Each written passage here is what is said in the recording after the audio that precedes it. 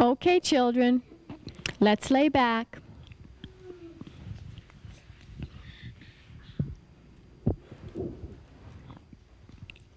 And now, allow your eyes to close as you imagine that you are outdoors in a very quiet, peaceful, safe place. This may be a place that you've been to that was quiet and safe and calm. Or it may be an imaginary place. See and feel yourself there. See the colors, hear the sounds, feel the wind, notice the sky. Sense what's around you, what you can touch. And notice how calm and quiet and peaceful you are in this safe, special place. Stay there and enjoy your special place for a few seconds. Well, what in the world is going on? Do parents realize the incredible mind manipulation that is taking place in the public schools? Do they realize that their children are being exposed to New Age techniques that lead to the altered states of consciousness? And if they recognize it, do they object? Or do they think that today's education professionals have it all under control and they know exactly what they're doing? One thing is for sure, in the research that we did for this video, and the research that my wife Patty did for our special report, we know for a fact that we are witnessing a whole new generation of children out there. When we talk to the kids today, we realize that they are now raised in the video age. Instead of playing kick the can and hide and seek and football and baseball, they spend time in front of their VCR. They have a television set with hundreds of channels instead of just the one or two that when we had as kids. And now they have easy access to MTV and their heavy metal rock bands preaching that message to them. They have their computers that they tap into to play incredible computer games that we could have never imagined. The ones that cost us just a few years ago for a quarter to play every few seconds, they're now virtually addicted to these computers in their homes. They watch the cartoons from morning until evening, and the 7-hour statistics that we had of children watching TV apparently are very, very accurate. And all we see in all of these things are heavy doses of occultism. By the time the kids enter the public schools, they already have an education without realizing it. They have been fully indoctrinated into the ideas of Hinduism and Buddhism and the occult and the New Age. There's the cartoons, the MTV, and if we talk about the most popular cartoon in the world today, we should talk about The Simpsons. When the kids turn on the Simpsons cartoon, far from getting just some friendly little cartoon, they are getting messages that, as we shall see as we go on in this special report, that are providing them with both a hatred of Christianity and the underlying techniques of the New Age movement.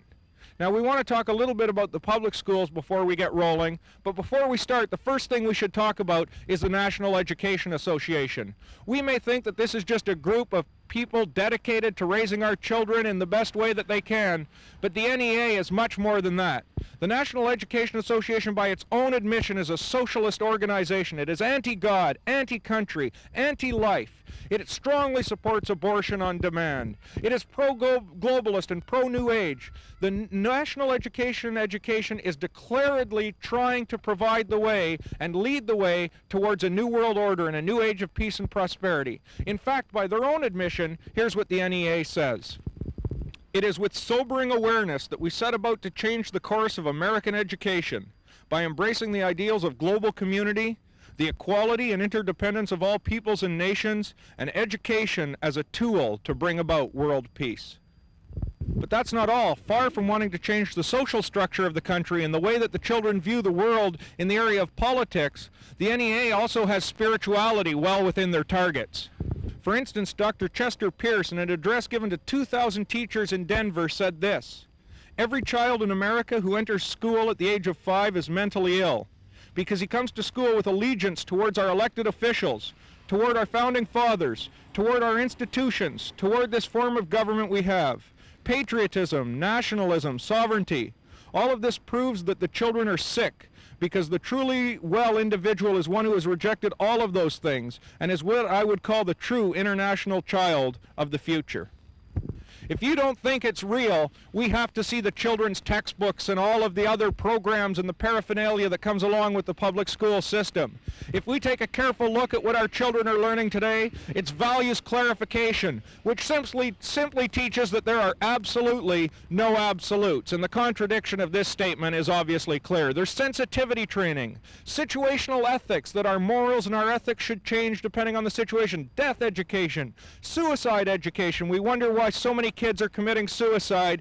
Let's not forget that the ideas they're hearing in the rock bands and the heavy metal music are being enforced by programs they're taking in the public schools. There's sex education, globalism. The National Education Association is absolutely committed to moving this world towards a new world order. And to do so, they want to change the way our children view the world.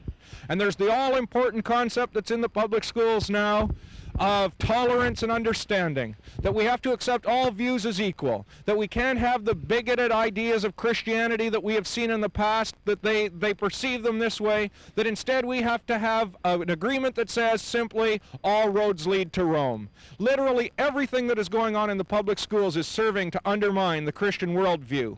Our children are being lobotomized by behavioral psychologists, and the parents don't know because they believe these educational professionals have the best interests of their children in mind. They have no idea that the National Education Association has its own agenda. We have now a case of emotional and spiritual child molestation. Here's what Tex Myers had to say about it in his book, Ravaged by the New Age. In Buffalo, New York, an elementary school teacher led her students through a silva mind control visualization exercise so they could actually see and talk with the long-dead spirits of George Washington, Abraham Lincoln, and other famous men from the dead.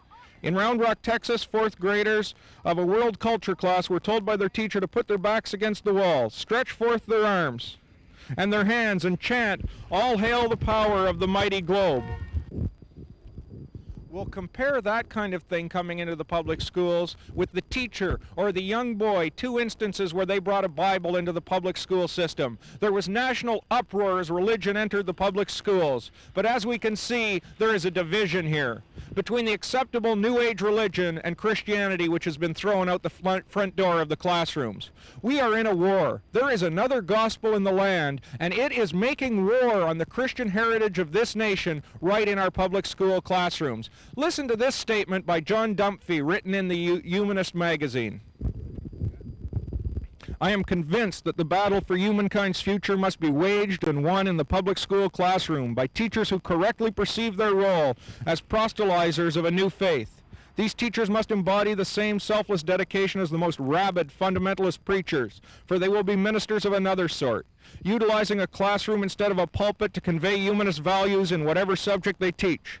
The classroom must and will become an arena of conflict between the old and the new, the rotting corpse of Christianity together with all its adjacent evils and miseries, and the new faith of humanism, resplendent in its promise of a world in which the never-realized Christian ideal of love thy neighbor will finally be achieved.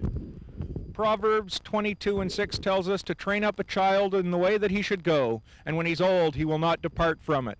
The truth of that statement is simple, that if we will raise up our children in biblical principles, he will become skilled in using the Word of God. And he will know that when a situation arises without even being instructed and told how to do it, he will draw upon that training and he will react in the proper way. And he will know to have faith in God and call on the power of God and stand upon his Word in the face of trials. But these children are being trained up in another way. And when they face problems in this life and in this world, they are not going to have that biblical foundation and faith in God to draw on. Instead, they are going to turn to mystical powers and magical spells and incantations that they have learned in all of their games. We have a non-biblical worldview which is coming in, occultism and the casting of spells, and this is what they are going to use in the days ahead when they are in need of spiritual help.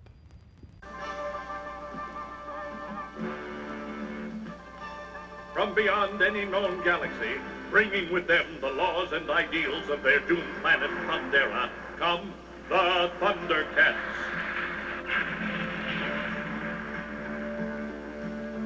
Jaga, the wise. Tigra, the invisible. Chitara, the quick. Wily Cat, and Wily Kit, a cunning junior duo. Handful, the deadly.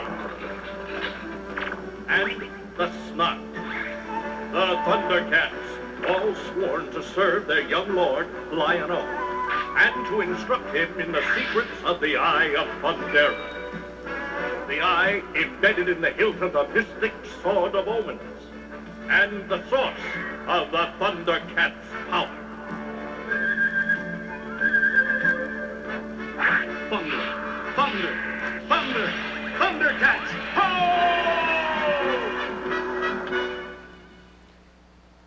Well, even a casual look at some of today's cartoons makes it clear. The message that our children are getting when they get up early Saturday morning for the cartoons or before school on the weekdays is one of pure, unadulterated occultism. Goodbye to the days of Yogi Bear and Huckleberry Hound. Today we now see the world of He-Man and She-Ra, the masters of the universe, and as we have seen here, the Thundercats. You will notice that our kids, without even realizing it, are becoming experts on the New Age. They're becoming experts on Hinduism and on the powers of the occult, and they didn't even know they were gaining such an education.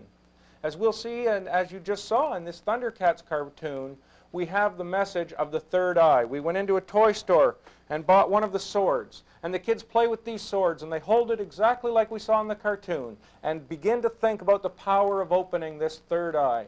The third eye is simply the same old ideas that have been around in the occult for many years. It is the idea that somehow we can look beyond our natural eye. Somehow we can have sense, this sixth sense, that can see beyond what the normal mind can see and can bring us into the realm of psychic power and ESP and telekinesis. And the kids are only too imaginative and eager to try these things out. The whole dream in the occult is to open this third eye through meditation and relaxation therapies, and the kids are getting a crash course right here on the Thundercats cartoon. And as we'll see, unfortunately, this is anything but rare. Without a doubt, some of today's hottest cartoon heroes are the Teenage Mutant Ninja Turtles.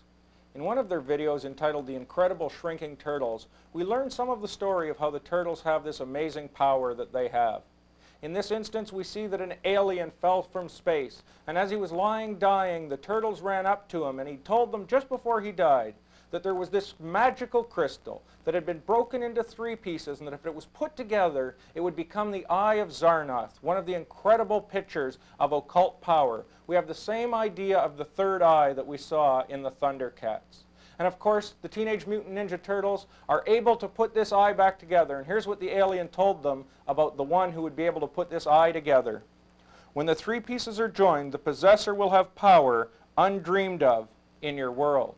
And what we see happen with this eye before the turtles get a hold of it, and it is put back together by someone who is a perennial loser, and of course he doesn't realize the power that he has tapped into.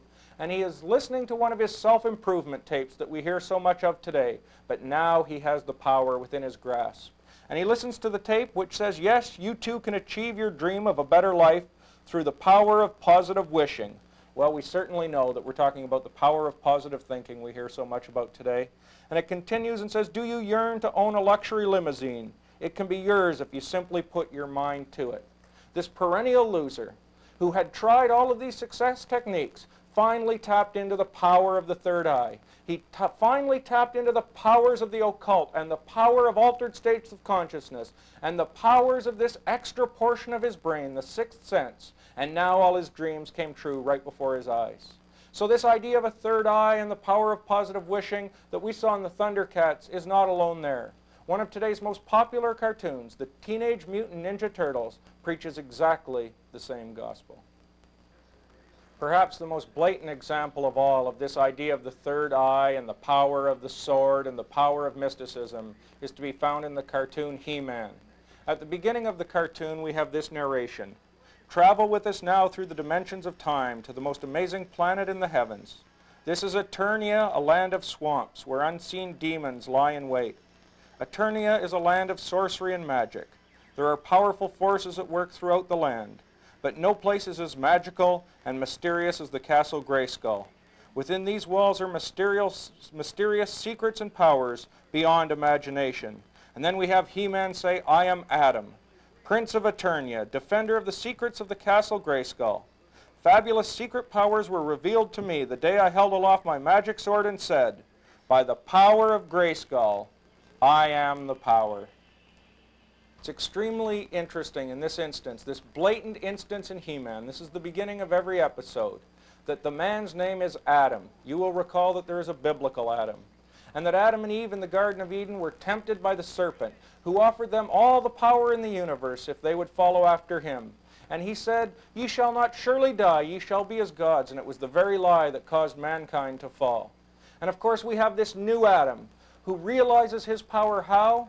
By lifting aloft his magic sword and saying, I am the power. We have another gospel being preached. A gospel that it was the right thing for Adam to do, to accept this power and these promises of Satan. You will recall that Jesus was offered all the power in the world if he would bow before Satan, but he refused to do it.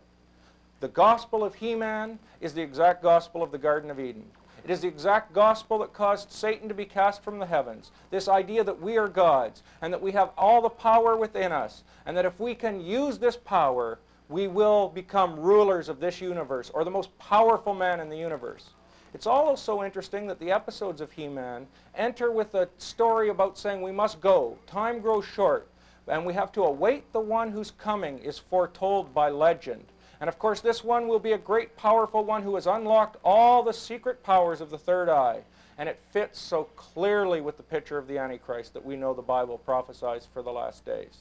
There is another gospel in the land. And when our children get up and watch the cartoons on Saturday mornings, they are having that gospel preached to them. We think they hear the only gospel they hear on Sunday mornings, but Saturday mornings, it's as deep a gospel as we can imagine that is being preached to them. Unfortunately, it is the gospel of Antichrist and not of Christ. The Thundercats, the Teenage Mutant Ninja Turtles, the Visionaries, He-Man, these are only a few examples. We have to watch these cartoons with our children and make sure we know exactly what it is that is being force-fed into their little minds. A main feature in the occult world is the use of visualization, and in this process the person using visualization would create in their mind or play over and over again in their mind a power or some skill they would like to possess. For example, in the athletic world, athletes will often play over and over again in their mind the perfect volleyball serve, and at some point they claim that they actually do pass over from imagination into reality, and they can perform that perfect volleyball serve that they've been playing over and over again in their mind. And the same happens in the occult world, and this is the danger when children are playing role-playing games like Dungeons and Dragons. They play over and over again in their mind, having the possession of some power and being able to cast spells. And the same thing happens once again. They do pass over from imagination into reality. They are no longer creating the scenes in their mind anymore. The scenes and the spells and powers are actually taking place. There's been a great debate over the dangers of the fantasy role-playing games for a number of years now. But despite suspected links between suicides, murders, and Dungeons and Dragons, teachers continue to use the game to enhance the reading and math and imaginative skills of their students. For example, Tom Vercoe of the Toronto Board of Education claimed back in 1985 that he does know the game has come under fire because it's been linked by some to murders and suicides in the U.S. And more recently, the 2 murders in Orangeville, Ontario, Canada were also linked to Dungeons and Dragons. But that's not going to stop him from teaching his students to play the game, he claims. Just 1 month after Vercoe made this comment, a 16-year-old from Killaloe Station in Canada shot himself. His father, Andre Cote, claimed that his son Michael had been involved in the game Dungeons and Dragons at the time of his son's suicide. And Mr. Cote said that he found a poem from the Dungeons and Dragons game on his son's bed, directing him to hide in the woods and forget life and forget light. Well, is Dungeons and Dragons really a problem, or is this just some old news that we've been talking about for years that has no real effect on the current world and just a game played by so few people that its effects are really unnoticeable in the real world? According to Dr. Thomas Radicki of the National Coalition on Television Violence, he says, "There is no doubt in my mind that the game Dungeons and Dragons is causing young men to kill themselves and others." Likewise, Dr. Arnold Goldstein, a PhD and the director of the Center for Research on Aggression at the University of Syracuse, says the following: I think it's a bad idea to play a violent role-playing game such as Dungeons and Dragons. I must assume that the teachings of destructive behavior will have harmful effects. There was an interview conducted with an ex-D&D player in which he was asked about the concepts of good and evil in the game's Dungeons and Dragons. He said, "There's good in the game, but very little. And anyone who has played it will tell you that evil will triumph over good in this game." Indeed, evidence now indicates that fantasy role-playing games have been a significant factor in at least 125 deaths. In one case in Great Britain, which interestingly was not reported by the American media, a 27-year-old man machine-gunned to death 16 people before killing himself. The action was part of a fantasy role-playing game which was being played by mail. The killer, the player, had been instructed to kill in order to earn certain powers. Dungeons and Dragons is a real serious problem. But as we'll see in the upcoming few moments, the problems with role-playing games have moved far beyond Dungeons and Dragons. Because in Japan I've heard that they're really into the role-playing games where you don't just bash people and kill them, you go around and you gotta use your head and stuff. But here it's sort of half and half.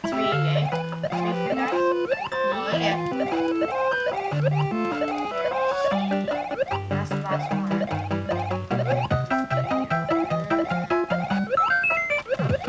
Oh yeah, you missed this card. You missed the coin. I know where the coins are. It's just that I can't get out of them. Any idea at all that Dungeons and Dragons is a passé concern in the years gone by and that no one really plays it anyway is shot down immediately when we go into our local video store or into the toy stores and take a look at what the newest toys are. Because some of the hottest selling items, of course, are the Nintendo games, and I'm sure we've all heard of Nintendo by now. And as we went into our local video store where they rented the games, we asked the sales clerk and he told us that they were sold right out, that they were rented every night and the kids who couldn't buy them were just renting them one night after another every time they could get their $5 to rent the games to play them. So we began to take a closer look at the Nintendo games, and as we walked down the aisles of the video store, we saw the incredibly descriptive titles. I'm looking at here some of the instruction manuals for Final Fantasy, and we'll talk about this in a second, Dungeon Magic, Wizardry, and this was only the beginning of what were in those video counters.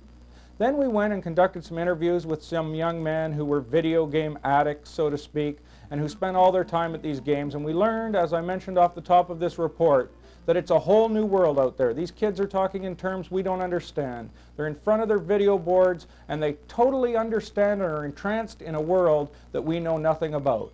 One of the kids that we interviewed smiled because his mother was off the camera and said, "My mother just can't figure this thing out. She doesn't even know where to turn the keyboard on. Yet this is his whole life, and the generation gap has grown as never before."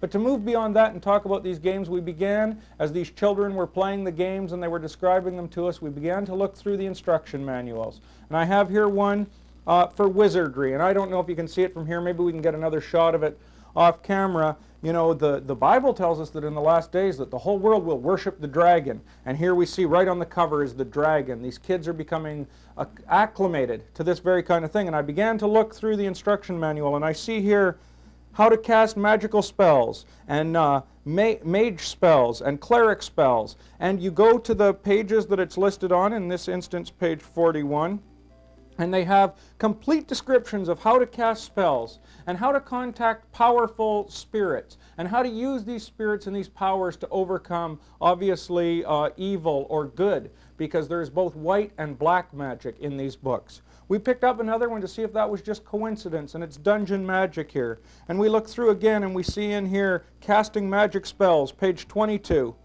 with a complete description, and it says here, each wizard has mastered a certain type of magic. When you meet a wizard, he will give you 4 basic elements of his mystical studies. So we have a wizard now teaching the children of his magical studies. And then here it says, it is important to remember that the source of all magic is the life force of the user. This is the teaching of the occult.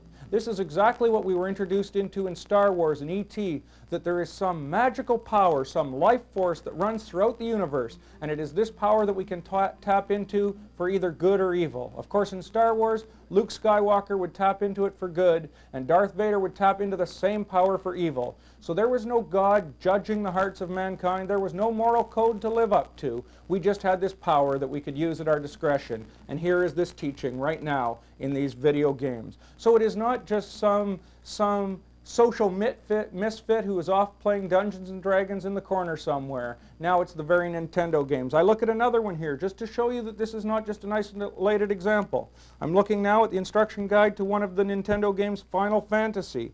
And I look in here, page 72, white magic. Page 76, black magic. And once again, it's how you can get in touch with your wizard and learn all the levels of magic. You see, it's not just a simple one little thing. There are 8 different levels of magic, both white and black, that the kids can tap into here. I think we've made the point of the incredible occultism that is contained in all these games. But the important point, and if we can leave you from this report with one bit of understanding, it is that all of these things reinforce each other. We go from the cartoons, to the videos, to the rock and roll music, and now to these video games. And then we go to the educational classroom, and we see that these kids are getting a worldview, one after another, that is building on top of this. We have children who spend, they say the statistics, I've said it before, 7 hours a day watching television. They spend another 2 or 3 hours in front of these video games. By the time they go to bed at night, they have had another gospel preached to them through these cartoons. And hopefully this report is helping to show you that that gospel is a consistent gospel. This just isn't a modge podge of different things that we're picking out, the little bits that we oppose and leaving the rest untouched. From morning until night, it is the gospel that you are God. You have the power within you, and there is this life force that we can tap into for good or evil. And this generation is being set up for a deception, the worshiping of the dragon. And you look at the fronts of these video games, and one after another, it's a dragon pictured or a serpent. And the kids are eating it up and being groomed for the day that lies ahead when the Antichrist is revealed to this world. And now, allow your eyes to close as you imagine that you are outdoors in a very quiet, peaceful, safe place. This may be a place that you've been to that was quiet and safe and calm. Or it may be an imaginary place. See and feel yourself there. See the colors, hear the sounds, feel the wind, notice the sky. Sense what's around you, what you can touch. And notice how calm and quiet and peaceful you are in this safe, special place. Stay there and enjoy your special place for a few seconds. In the public schools today, there's no question that the children are under a tremendous amount of stress. Whether it's coming from broken homes, broken families, broken dreams, alcohol abuse, drug abuse, these kids are under pressures that we could never have imagined. And this pressure, the pressure even to succeed, has grown so intense that now the public schools are beginning to introduce relaxation techniques like you just saw to help these kids cope with this stress. In this instance, what you saw prior to a preparation for a test or for the ability to sit down and learn is the attempt to relax these children so that their minds can be focused on their school activities. It seems like such a noble effort. As a matter of fact, the stress in the world today is so high that the #1 claim on workman's compensation now is stress, and it's trickling right down to the children.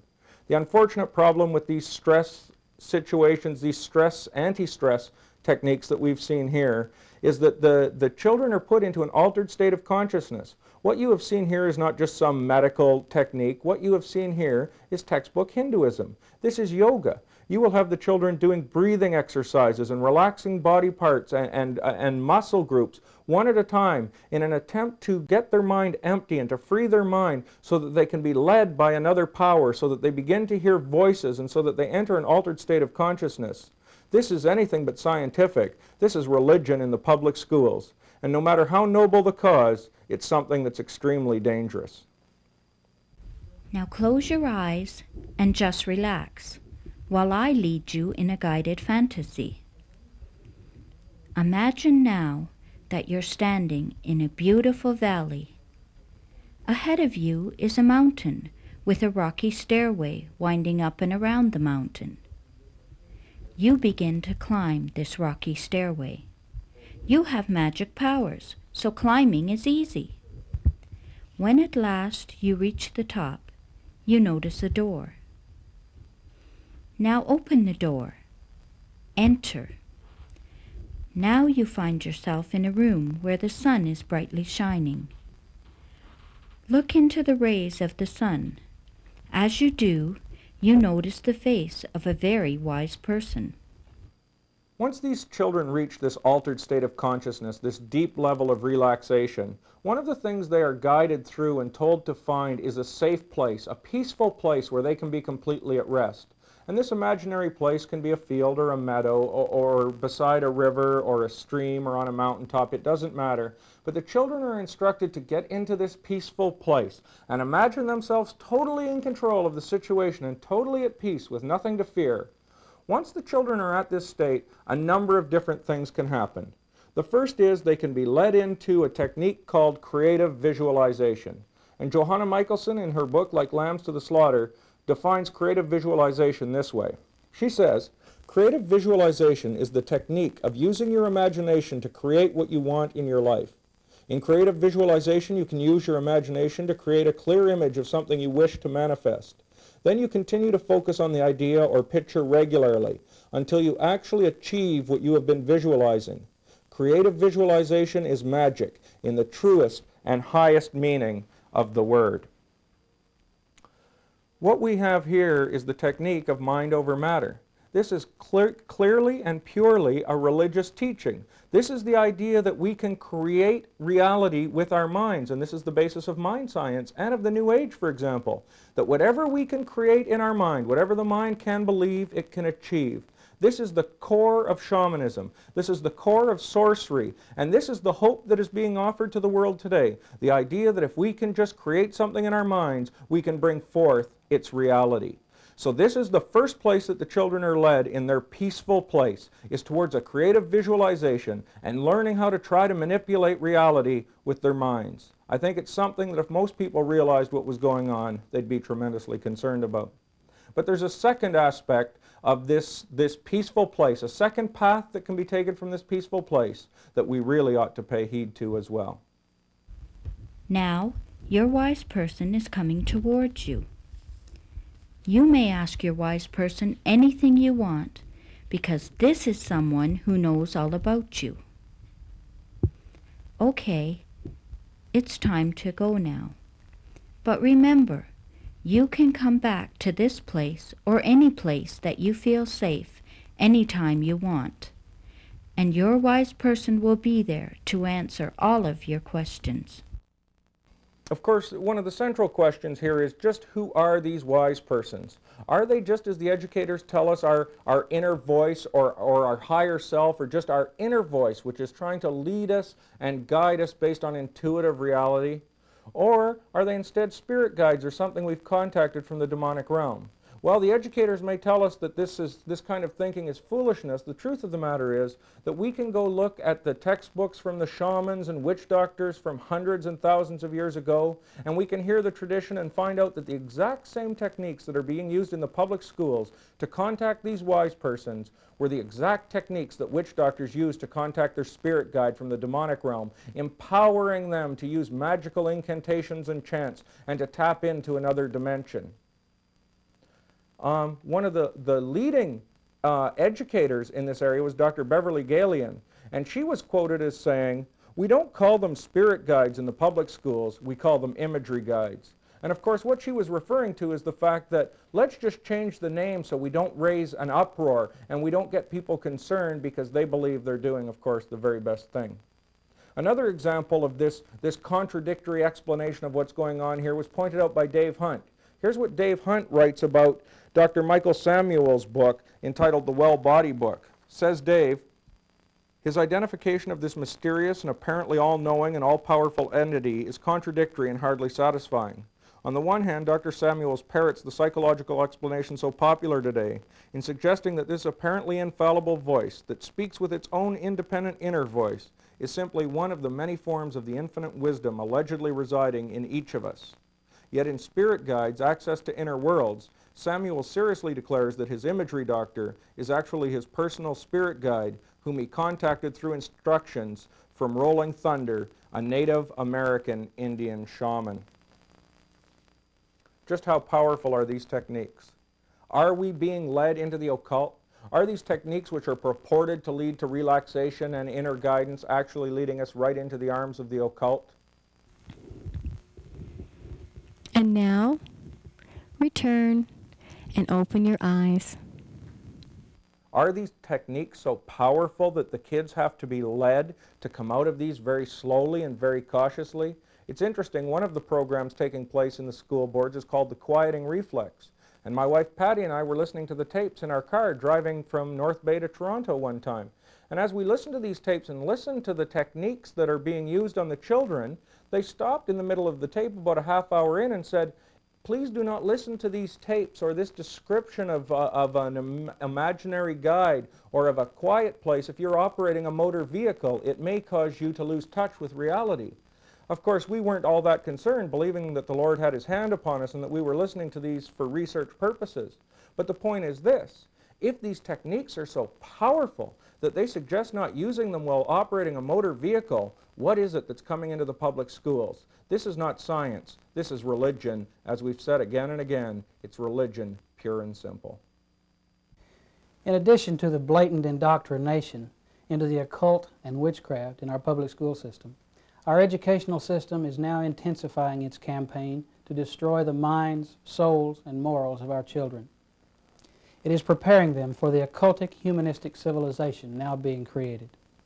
The New Age mindset is being promoted through textbooks, values clarification, sensitivity training, situational ethics, globalism, multiculturalism, death education, evolution, Eastern religion, group dynamics, group decision-making, socialism, sex education, peer socialism, anything and everything that undermines our Judeo-Christian foundation.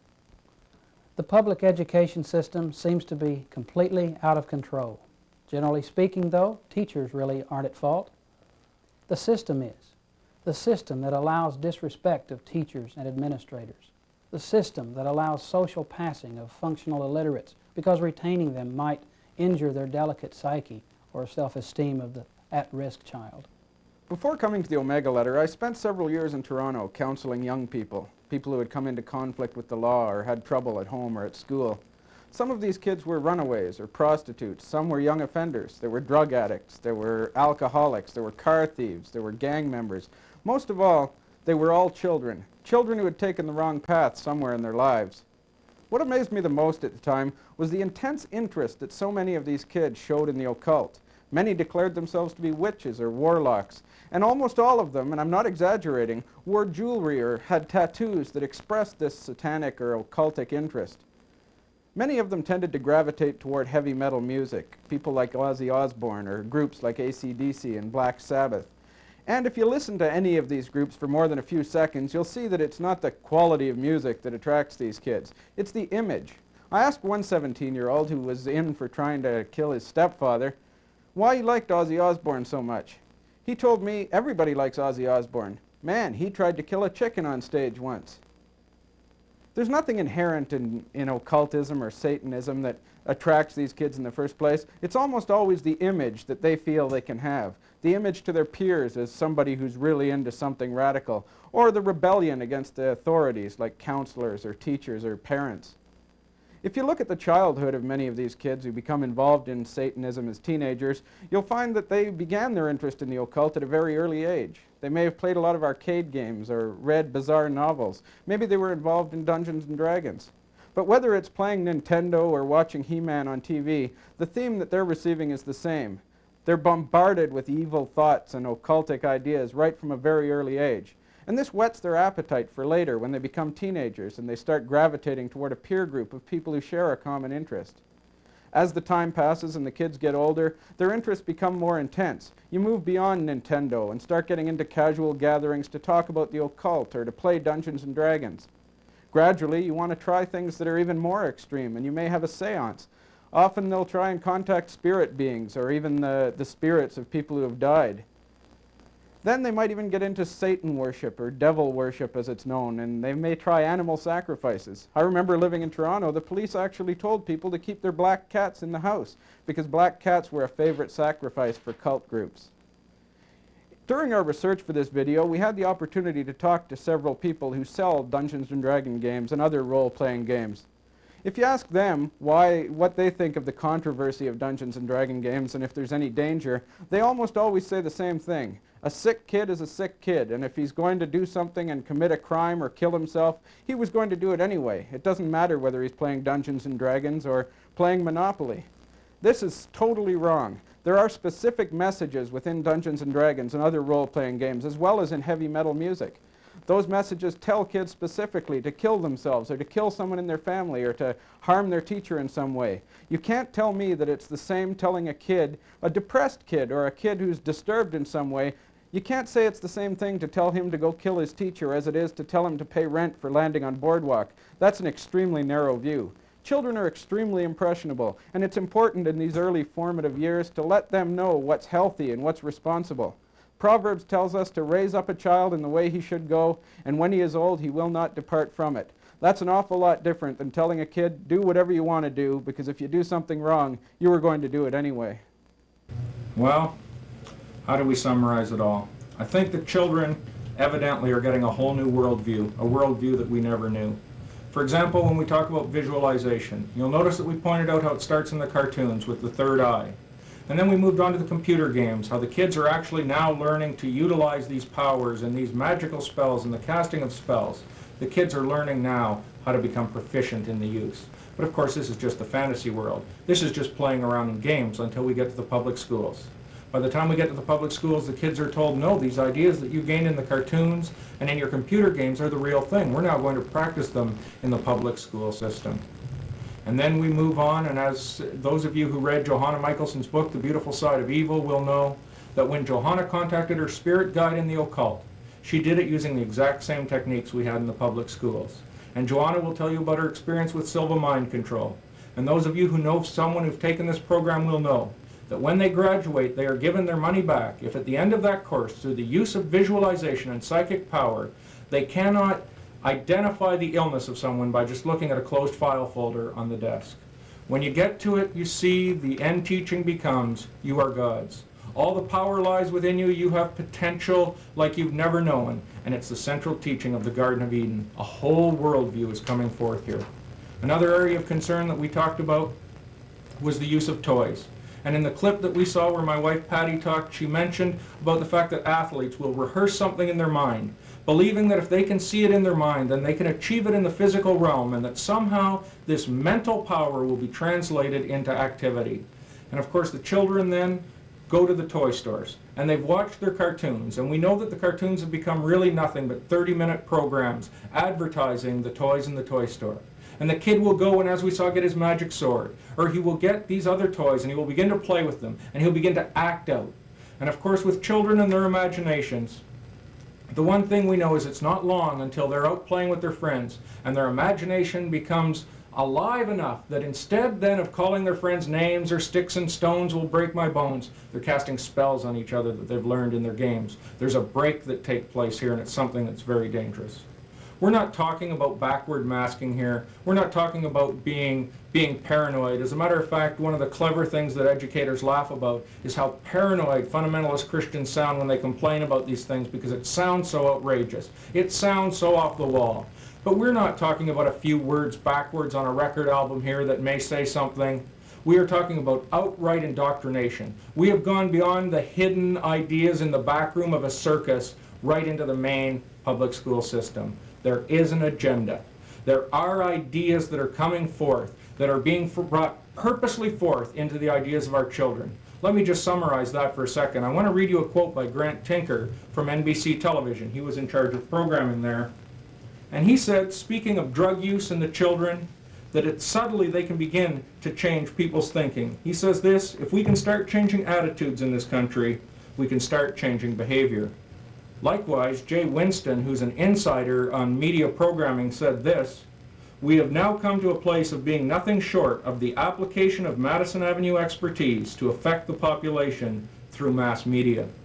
Bonnie Reese, a lawyer, is so convinced that we can change the minds of the children through subtle means in television that she has left her practice now and is trying to weave environmental themes throughout children's programming. And Ted Turner, in our final example of showing just how powerful this shaping is, he produced a series recently, I think it was a 7-hour miniseries, or it may even have been longer, called A Portrait of the Soviet Union. And when he was asked by someone, hey, this does not seem to reflect reality at all, here's what Ted Turner said: when you paint a portrait, you can paint whatever you want. I didn't say it was a true picture. A clear example of this kind of media shaping took place in We Are the World. The idea of raising famine relief for Africa, which was very noble, but there were other ideas planted in there as well. And one of the key organizers of that sting is now traveling the world trying to get our children to become more environmentally conscious. So when our children are listening to their Walkmans and you see them with their earphones on, they're not just listening to rock and roll or the Beatles. It's not the same as when we were younger, just another phase. They're now listening to religious and political indoctrination.